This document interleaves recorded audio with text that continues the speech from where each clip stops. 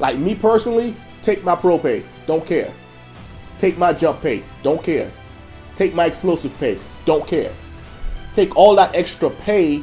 However, once I retire, you guys see that the Navy is dropping their high school diploma / GED requirement.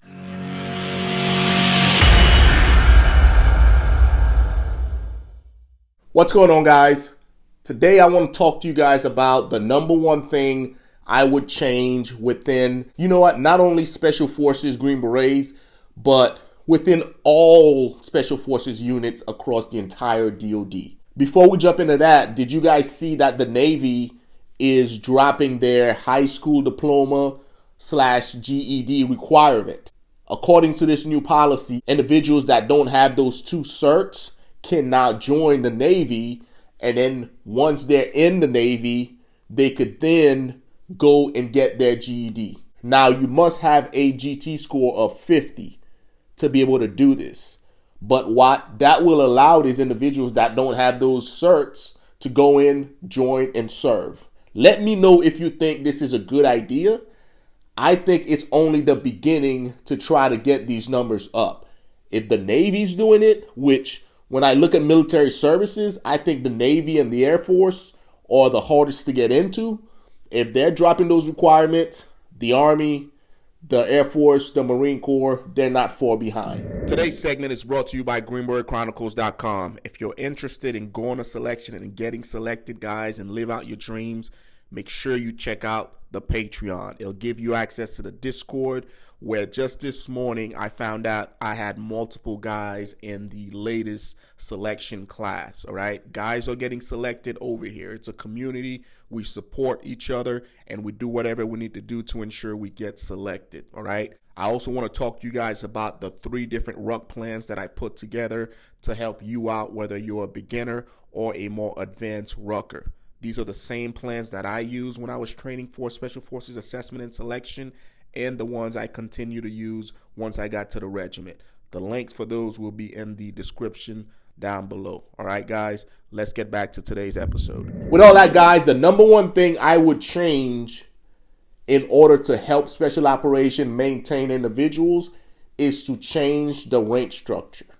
All right, approximately a year ago, before I retired, I was sitting around up at Proponency for Special Operation, and I was speaking to one of my buddies.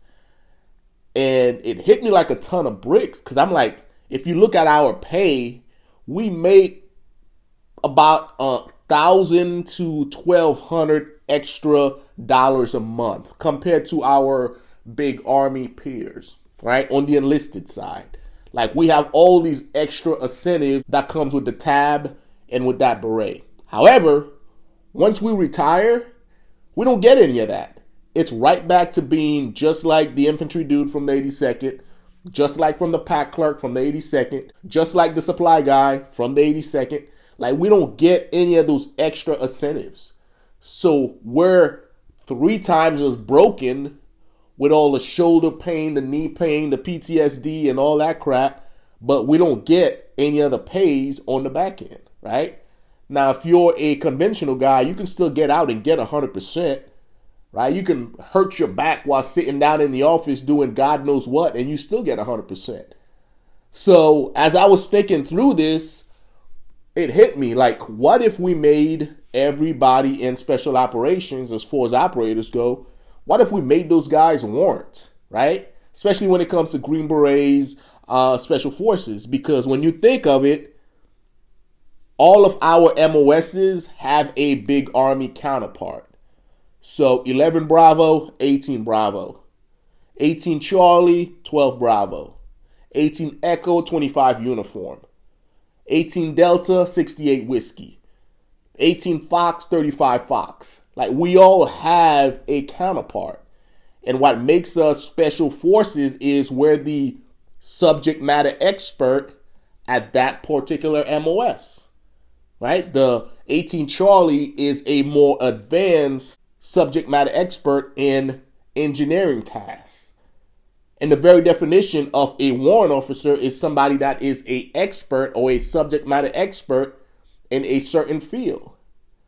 So why not make all your special forces operators warrant, right? You can start them at W1 once they get on the team. And as they progress to the senior, to the team sergeant, whatever, just promote them accordingly. Like me personally, take my pro pay, don't care. Take my jump pay, don't care. Take my explosive pay, don't care. Take all that extra pay. However, once I retire, my paycheck will be a lot more sufficient, because that's when I really need it. Not while I'm running and gunning and I'm getting, a regular paycheck. But I was thinking about that. I pitched it to him.